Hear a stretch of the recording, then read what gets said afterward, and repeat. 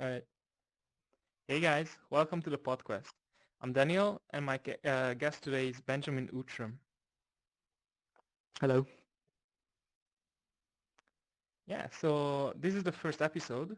It's really new to me as well. So my first question is, and I think this is going to be my gimmick, I ask everyone this, why VR? I guess I've been interested in VR for quite a long time. Yeah, I mean, I think that I'm interested in a lot of different kind of things. I think probably the movie The Matrix is the biggest influence on my life in the whole world of my entire life. The Matrix was an extremely influential movie, and obviously that's all about virtual reality. Um, I love The So just Matrix. Yeah. exactly, but this very concept of like, a world within a world, or like the world is not what it seems, or like there's something else other, there's this hidden reality around us that we're not aware of. Those kind of ideas, they resonate very strongly with me, and I think I've been pursuing those ideas and those interest points throughout my whole life, and I think VR just fits so perfectly into that. Um, so that's the short answer, I guess. Mhm. Yeah. I was actually thinking of when we were designing the room, I was thinking of the room with the two sofas. I was thinking of that one. So it would Yes. have been Yeah. a bit too bland, but With the scene with but I just love Morpheus, that. and you can give me a Exactly. blue pill or a red pill. Yeah. That would be so cool. If you want to have your own podcast, I can give you a room like that. Yeah, that would be pretty cool. Oh, by the way, do you want to address the avatar situation? Oh, well, yeah. So, well, I'm kind of I came into this not knowing, and this always happens to me every time I go into a social VR thing. I go in having paid no attention to the avatar, and then like I was in Spatial 8 the other day, and I went in there for the first time, and I was presenting Squingle, which we're going to, I guess, talk about in a booth, and talking to like 20 people or something about Squingle, and everyone was really interested and engaged and talking about this and that, and then halfway through, like or at the end, I was talking to someone, and then I realized that I was just a cube, and I was just a white cube. My head was a cube, my hands were like pill-shaped white things, and it was like it created this weird sense of embarrassment where I I was like, I'm a cube and everyone else is this wonderful avatar, and like it almost felt like I was naked or something, but in a sort of It's weird, like a dream. like, I know, but the ability for VR to create that kind of social awkwardness around something like an avatar, which there's not really any real like metaphor in real life, I guess. Maybe if you turned up to like in a dream where you turn up to work and you don't have any trousers on or something like that, maybe is a good example. But yeah, but then with this coming in here as well, like this is some Oculus avatar from yesteryear, which I kind of created when it first came out. And then it just kind of as a joke, I didn't really know what I was doing. And then I never thought I'd see it again, but suddenly here I am being projected onto YouTube with this avatar, so it's a bit embarrassing. Yeah. Well, it's not really his problem because with the introduction of the new avatar system by Oculus, they messed up something and you cannot actually change the way the old avatars work. It just keeps crashing. Yeah. So yeah. So what's your background? I read you have a PhD in liquid crystals. Yeah, that's correct. Yeah, so I am from England, and I studied physics in my undergrad and did a master's in physics. And then after that, I've moved into the field of liquid crystals for a PhD at Oxford. And so I studied, like you've got some really nice visual aids up here, so I'm quite pleased with that. Was good preparation.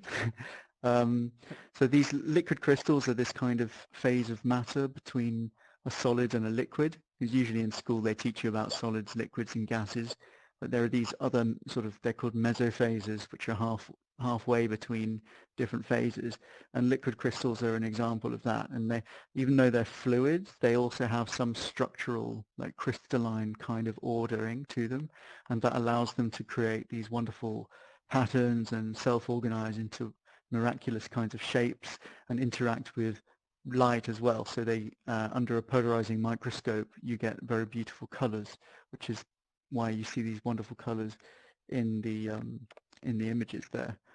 Really fascinating area of science, and it's even more fascinating the more you learn about them.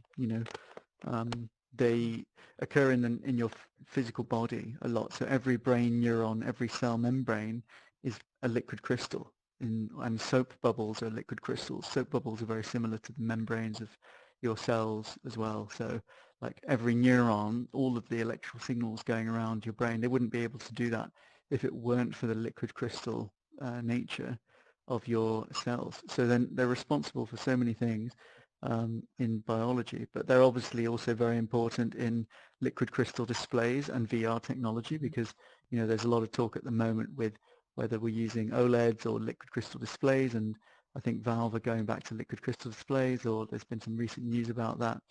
So, but yeah, because of their properties, they can also be used in display technology.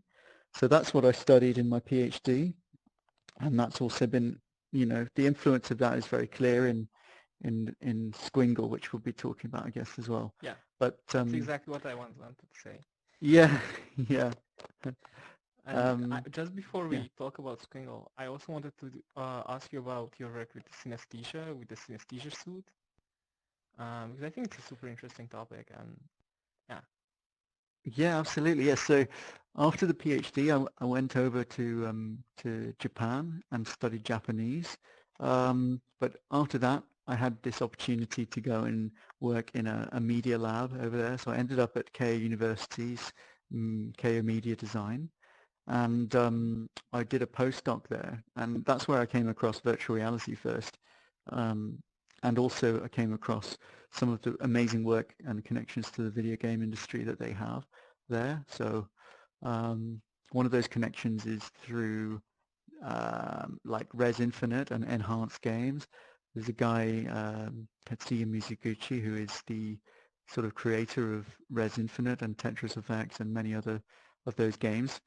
And those games have been, Res especially has been, I'm like the biggest fan of Res since I was 14 and it came out on the Dreamcast kind of thing. And so I was like amazed when I found out that this guy was working at the place that I'd applied to do a postdoc. It was kind of serendipitous. But then through that, because I started working with virtual reality quite a lot, and especially with the concepts of synesthesia, it kind of had this natural fit with what Mizuguchi's philosophy and vision is for computer games, which is to recreate this kind of flow state and this synesthesia experience that you might have like clubbing or, with music, and when people get into real flows with dance at festivals or like Burning Man or something, and you recreate that experience in a mediated environment like Res. And so he's all about bringing the senses together. So you've got like the Synesthesia Suit, which they developed as a kind of collaboration with the university to go with Res Infinite. And it was almost like a gimmick to go to help promote it in some ways, but it was also some serious research as well into like exploring the space of how to use haptic vibration all over your body to interact with new media technologies. And so yeah, I collaborated on that and did a piece called Crystal Vibes, which is a collaboration with Ott, who is a psychedelic dub music producer.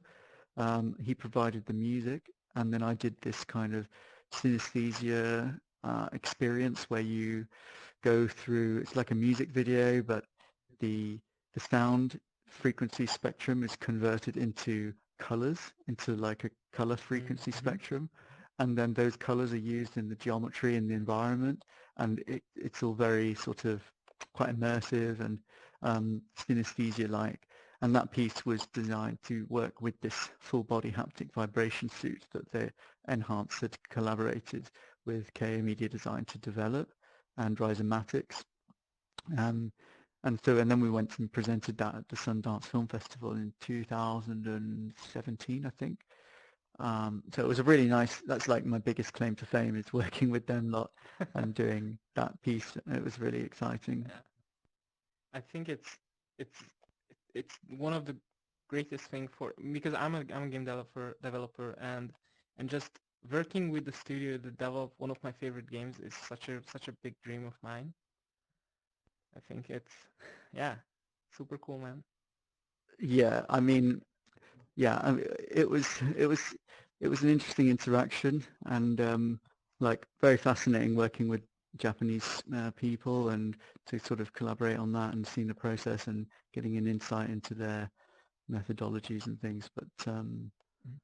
the yeah, yeah, yeah, All right. it was great. So as I promised, we'll get back to Squingle. And what I wanted to say about this is it really does seem like Squingle is the culmination of everything that you studied and like and it's such a nice game. I tried also the demo as well. I also tried Jungle VR Oh and yes. it really does I think it mentioned as well that it's kind of the predecessor of Squingle.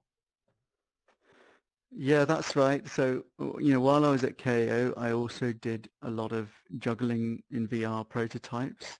I mean, juggling is something I've loved ever since I was a kid, and especially three ball juggling because it's a bit slower paced, it's very creative, and you can do a lot of stuff with your hands and miming, and there's a lot of different topologies that you can creatively intertwine and weave into some very creative dance. It's a great way to listen to music. And so I wanted to kind of recreate that experience in virtual reality for people. And so I went about it in a few different ways. But so it was an exercise in trying to replicate something from the real world that's physical, that happens right in front of you in a virtual space where you've got hand tracking and you can aid the experience. So you can, for example, in Planet Juggle, which you've tried, you can reduce the gravity so that you can juggle as if on the moon or on Mars or on Venus or on Earth or on Neptune or on Pluto even. So and those planets have quite a nicely spaced different gravity, so I actually replicate the exact gravity from those planets in the game, and so you can really experience what it might be like to juggle on those planets. Hmm. But ultimately, it's really hard to create a, a compelling juggling experience in virtual reality. There's a lot of um, things that make it tricky. You can make it easier by reducing gravity, but on the other hand, you don't have all of the tactile feedback of real juggling balls. So that makes it very difficult. It's like juggling with oven mitts on or something like that. So to get around that problem, you can create some helping things, maybe like make it so the balls can't go too high, or they guide them so that they always stay in the right plane, that you can't throw them forwards or something, or like using some sort of haptics or sound as a sensory substitution for the weight of the balls on your hands, so that you can learn, you know, how hard you're touching them or catching them through other means, through the vibration and through sound. So those are all things that are implemented in Planet Juggle, but ultimately um, it's it's kind of compelling a little bit, but I don't think it has that commercial widespread appeal or value. And I think the critical thing is that the juggling is quite a difficult thing at the best of Yeah, times to understand. that So, mhm. mm, yeah, yeah. That's like I cannot juggle, but I always liked it because it's it's probably a good party trick to know, and it's I also like to just improve myself in different ways, and I think juggling is something that I tried a couple of times, not like really I never really sat down to say okay I'm gonna learn to juggle, but I just tried around. I never really succeeded, but I think learning through VR can be so powerful, but I haven't seen many examples that work as well as it's advertised. And I think Juggle VR has the potential, Planet Juggle has the potential to really teach people. And when you say Mm. topology, do you mean it's the topology like in graph theory, the connection of the balls uh, relative to each other, or Mm. what Yeah, I mean, exactly I does it guess mean? it's most direct analogy is in the topology of knots and braids. So you know how, you can see diagrams of different types of knots. You can have a reef knot, or you can have a, I don't really know all the knots, but there's many different knots. And the thing that differentiates one knot from a different knot is the topology of the knot.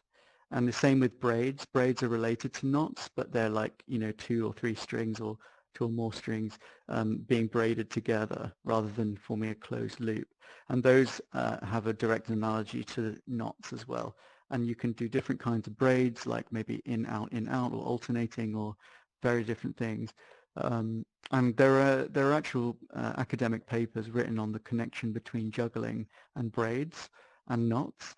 So, and the two fields have learned to some extent from each other. Maybe there's a knot that corresponds to a juggling trick that no one's discovered before. So they can take that topology and reapply it to juggling.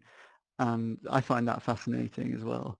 There's a whole field called site swapping, which is about different topologies of juggling moves. Wow. And yeah, It's always that's so cool that's a whole when nother you, topic. Yeah. when you learn of a new, like just a subject, and you realize that there's such a large field of knowledge around this. Right.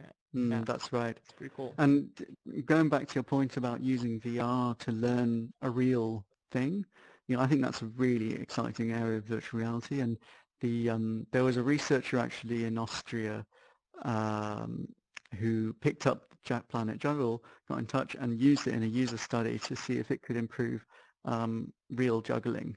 So he took people who are completely naive to juggling and then put a test group into the juggling experience and a test group into, I don't know, just watching a video or something, and then saw whether there was an improvement from the VR version to learn juggling.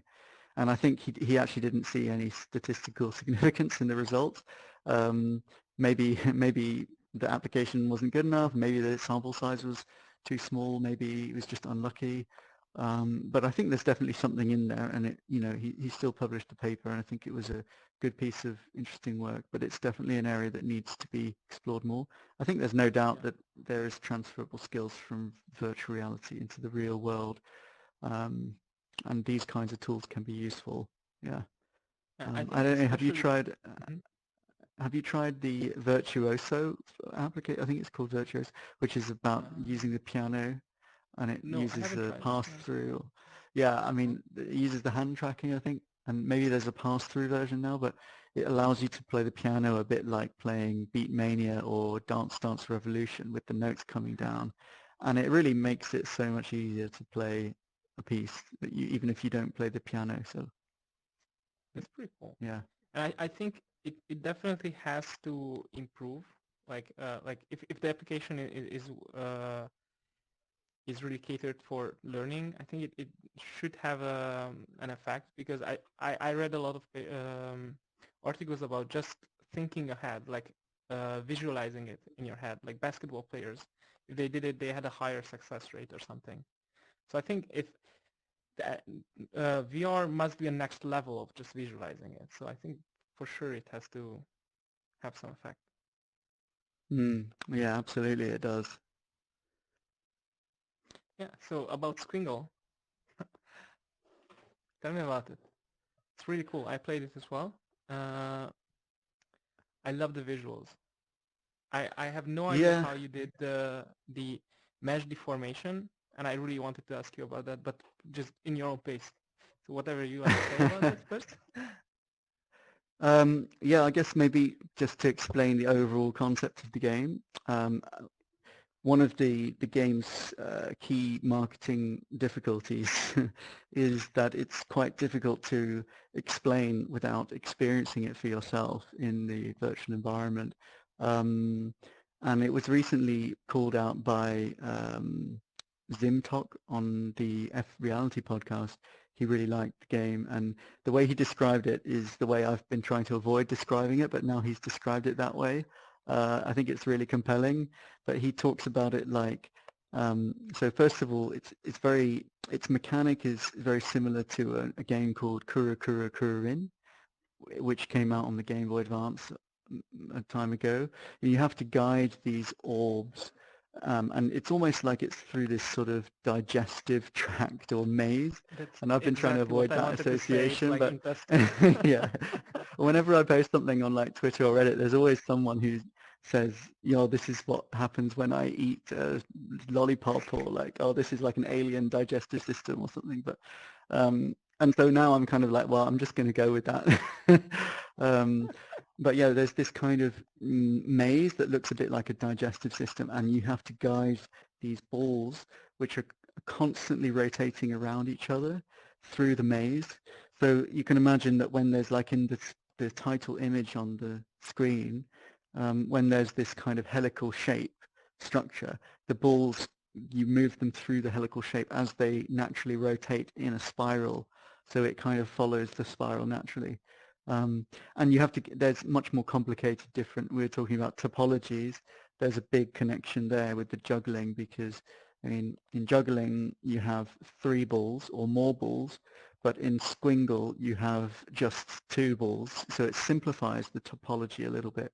But you can still do a lot of different things, and it creates quite an interesting game mechanic.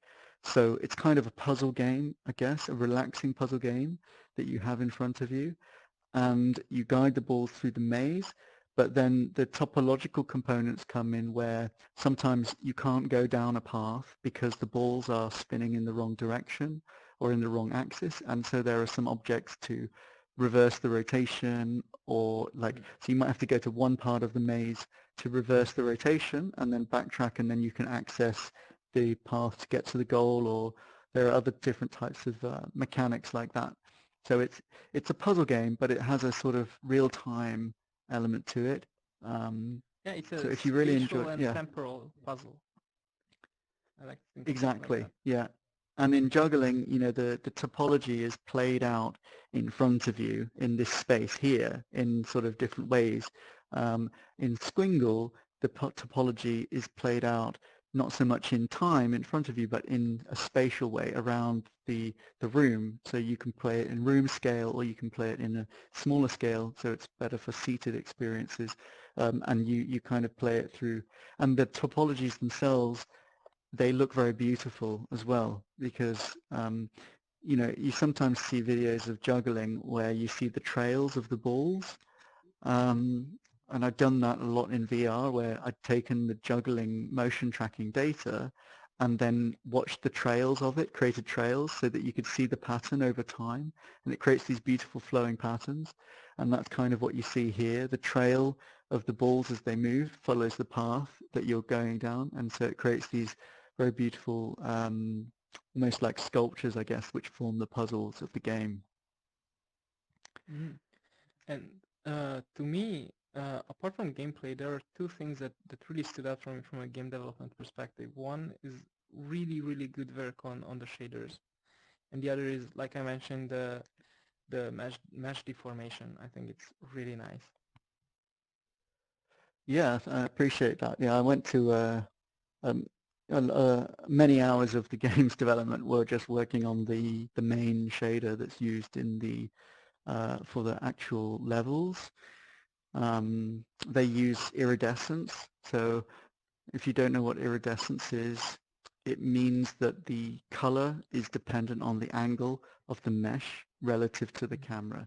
So like, for example, in this image you see on the edges of the tube where it's slanted away from you, it's yellow, and then as it comes up and you see the front of, the surface becomes more directly normal to the camera's viewpoint, it becomes blue and dark, and that's called iridescence. It's the same effect you get on some beetles or butterflies in nature. Sometimes you see it, or like opal, the stone, this precious stone.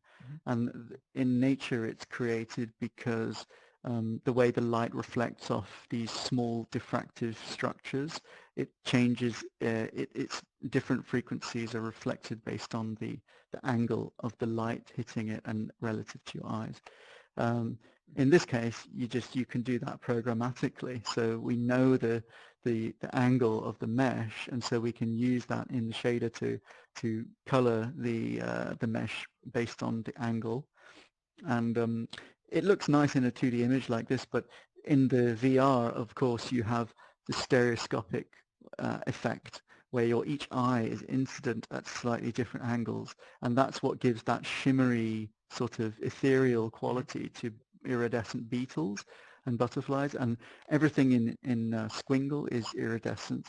So even the UI and the levels and the goddess character, I really wanted to sort of create an entire world that has that ethereal feeling we get when we look at these beautiful beetles. Awesome. And what about the meshes? So the mesh What's the secret deformation, there? it's not too difficult really. Like basically, you just have the mesh and then the vertex shader. And this is getting a bit technical now, but in the vertex shader, that's the bit that it calculates before going to the fragment shader, which shades the colors.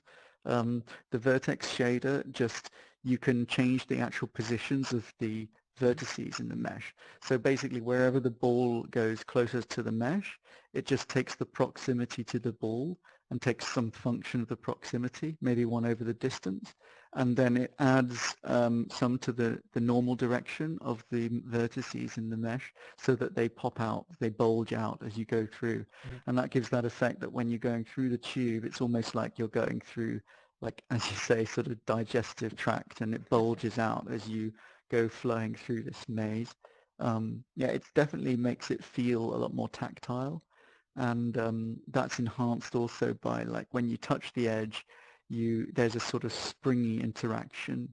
It's almost like the edge resists you a little bit, and it gives you a haptic vibration as well. So it really feels a bit like you can touch, you're sensing this thing not just with your eyes, but also with your proprioceptive and haptic sense of touch. And that, I think, is one of the reasons it's quite a compelling interactive experience compared to other games that don't really focus on vibration as a metaphor for touch so much. They usually focus on vibration as a metaphor for a symbolic action, like getting a text message on your phone or shooting a gun. I guess shooting a gun is kind of a haptic touch response as well, I but think yeah, it ties elements in like that. well with, yeah, sorry, I think it just ties in well with your work with synesthesia, that it's also like using all the sensations you can deliver to players. That's right. I mean, with the crystal vibes and the haptic vibration suit, as well as just making a really trippy, cool experience with sound visualization, it was also, there was a sort of technical aspect, which was to look at the different modalities of using haptic vibration in a single experience. And then I asked users to fill out a questionnaire about how compelling they found each of those scenarios. So you've got 3 methods. One is as a metaphor for touch, which is kind of what we're doing in Squingle.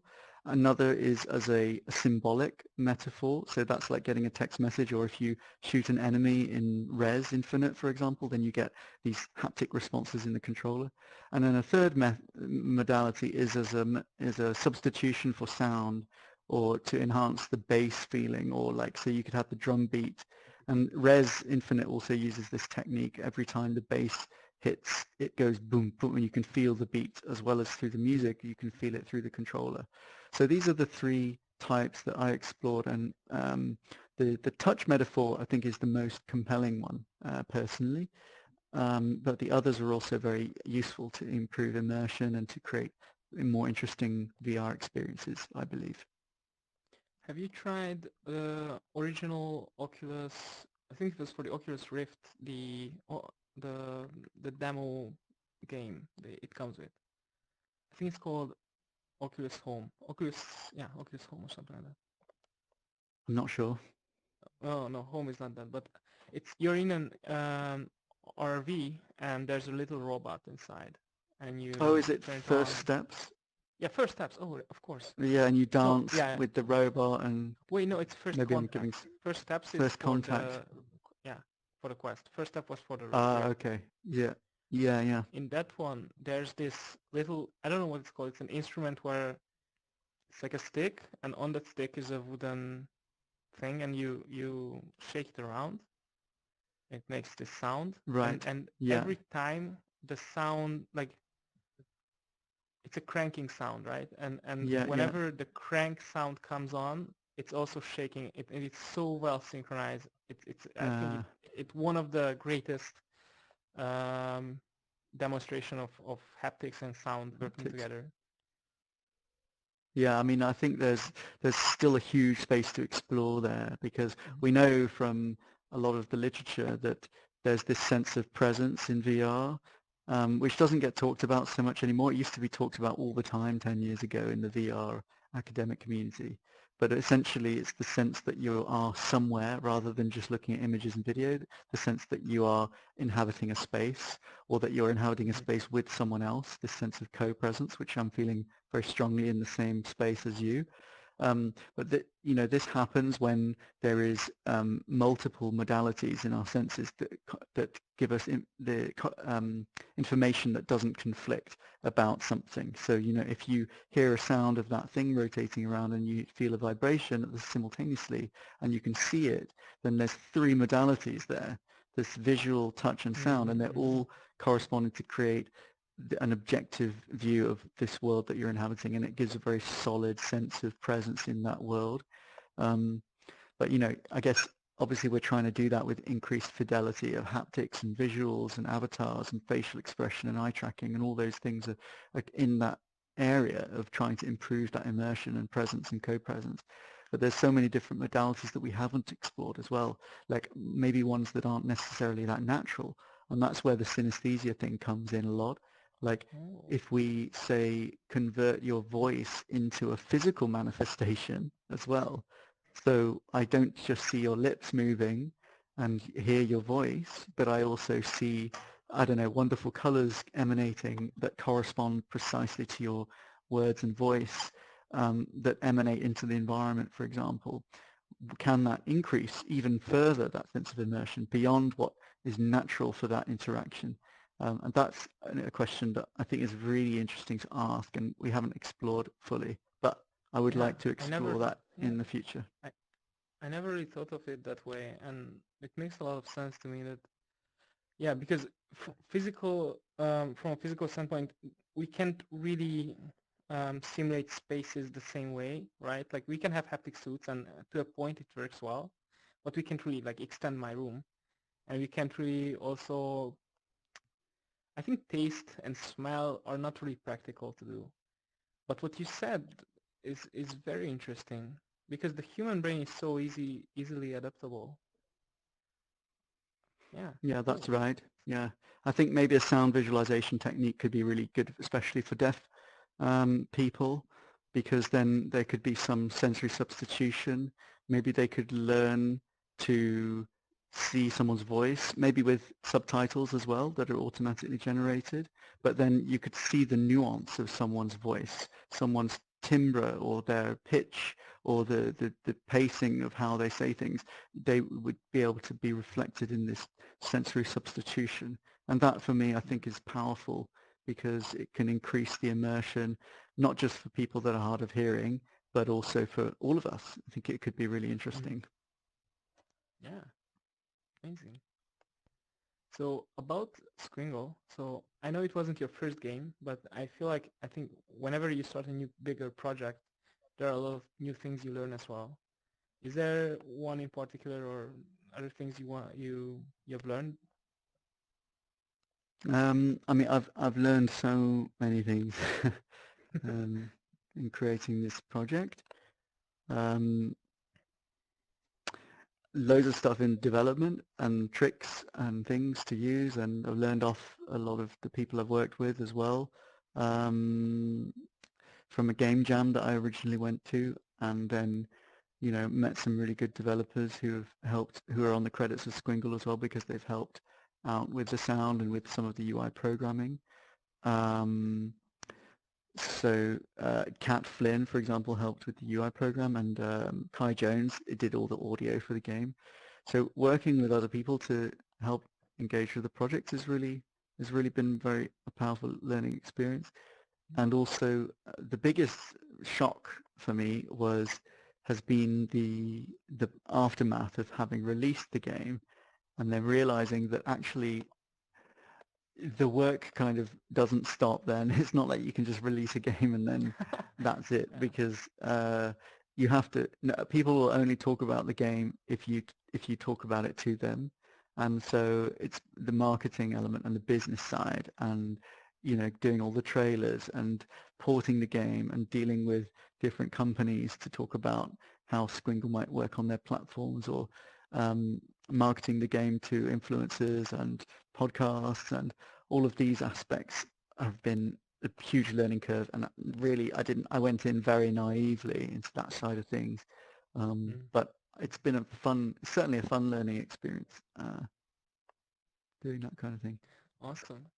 And so what is going to be your next project? Do you have anything in mind already, or? I think that Squingle is going to keep me busy for a little while because I've got some content updates planned.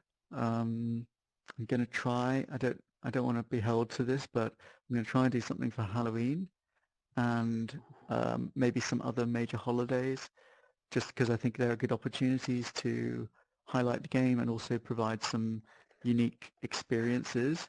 Oh, sorry. Um, I was yeah. thinking, if you're gonna do special content for Halloween, it would be huge if you made them actual intestines. That's a really good idea. Maybe just really go completely embrace it, you know, because I've been so annoyed at people making that connection, but maybe I should just, if you can't beat them, just join them and make a whole alien Exactly. intestine Yeah. for, yeah.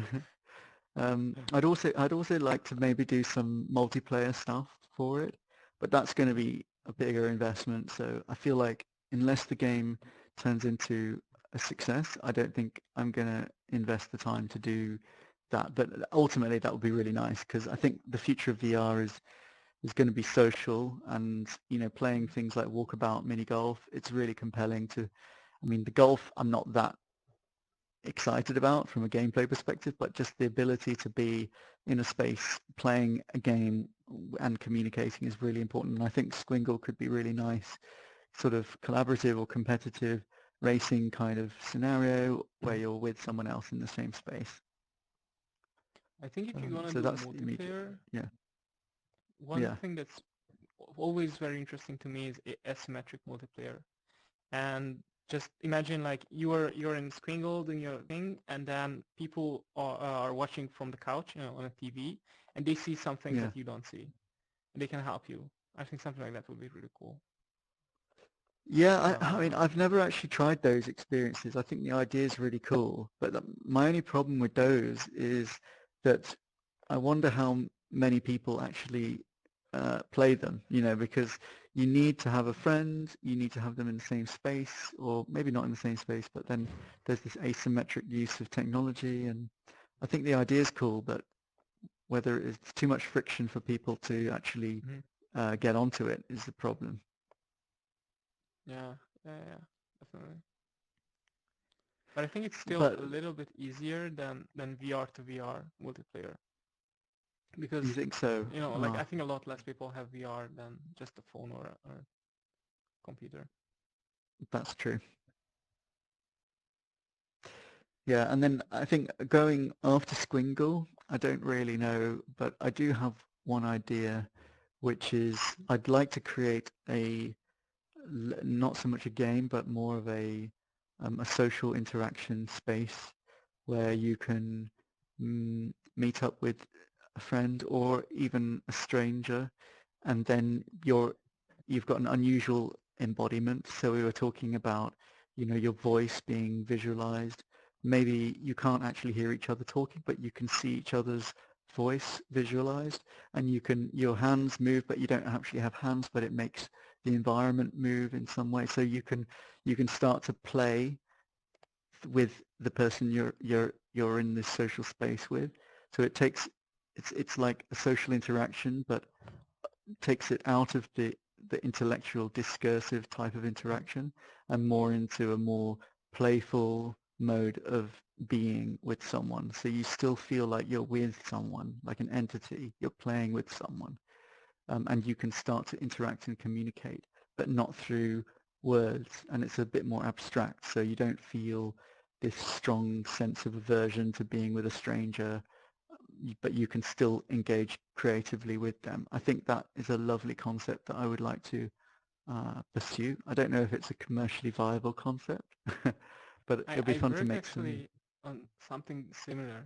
It was Yeah, an art installation where you were in the desert and you could walk around and dance and do whatever and everyone that was there, like all their movements were recorded, and the next person to take the headset would only see their steps in the sand and their shadows. right. And I think that was super cool. Yeah, I mean, that, I think a lot of these kind of there's another one I'd like to talk about, which is this. It was around like several years ago now, called The Machine to Be Another. Did you hear about that one? And I can't No. remember the guy's name who made it, but he's super nice guy. And I saw it at the Dubai International Film Festival, but I think he presented it quite many places. But essentially what it was is two people sitting opposite each other, and they both have a headset, but they also have like a 360 camera or a 180 camera on their headset. And it's passed through, so you can see the other person's hands in front of you, and the instruction is that you're supposed to kind of like just make it so that your hands, where you think your hands are, match where the hands that you see are. And so you're both doing this, so you end up doing this kind of hand dance with this person completely non-verbally, and sometimes you're feeling more like you're being led, other times you feel like you're leading more, and then the experience evolves and you start doing other things like looking in a mirror or playing with an object, so you've got this sense of touch as well, and it creates this really strong sense of connection with this person. And then like after coming out of this experience, I think like I saw this person and we just kind of hugged each other because it was such an intimate experience. And I Mhm. think that the power of VR to create that experience non-verbally it'd be great if it was more accessible and in something that we could all have a play with in VR, and use some more of these kind of trippy visual techniques. Yeah, that sounds amazing. I think, yeah, also not just the ability to connect people, but also connect them through large distances as well. It's super powerful. Yeah, that's exactly right. Um, I mean, sometimes I'll go into walkabout mini golf and just pair up with a Mhm. random person, and to be honest, it kind of freaks me out, but it is quite interesting. Like you just end up in the space with someone completely random, um, and sometimes you have a conversation, and it blows my mind. Yeah, Yeah, thank you, man. Um, I actually don't really know how to wrap up a podcast, but I think something like this. Thank you for coming, and it was really nice. And go, guys, check out Squingle because it's really cool, and yes, it's not intestines, okay? So calm down. yeah. Squingle. It's currently out on App Lab on the Oculus Quest, and it's also on Steam VR for people with PC VR headsets. So yeah, do check it out. Bye. And that was the first episode of the PodQuest with Benjamin Outram. Thank you very much for watching. Please check out Squingle and hope to see you in the next episode. The PodQuest is recorded in Knock Knock. If you like the format, you can go ahead and set up your own podcast too.